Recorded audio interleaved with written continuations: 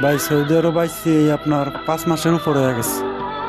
তা আপনার প্রথমেই 3 মাস এখানে বসেছিলাম। 3 মাস পরে কাজ দিছে, 2 মাস কাজ করছি, কোনো বেতন পাই নাই।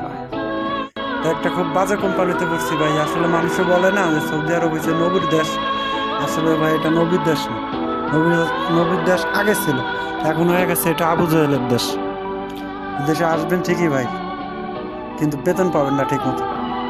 খুব কষ্টের ভিতরে আছি ভাই, কষ্টের কথা আপনাদের খুব বলতে চাই না, তারপরেও বলতেছি। খুব বাজে একটা অবস্থার ভিতরে আছি ভাই। দেশে আত্মীয় স্বজন বাপ মা রাইখা আসছি ভাই, কিস্তির জ্বালা, এই জ্বালা ওই জ্বালা, অনেক কষ্টের ভিতরে আছি ভাই। জানি না এভাবে আরো কতদিন থাকতে হবে। তোর কি বলবো ভাই, একটা মানে কোম্পানির কথা কি বলবো ভাই।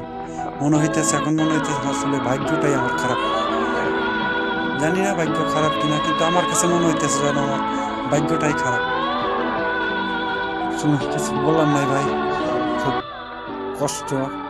তারপর আপনাদেরকে বলতেছি অনেক কষ্টের ভিতরে আছি।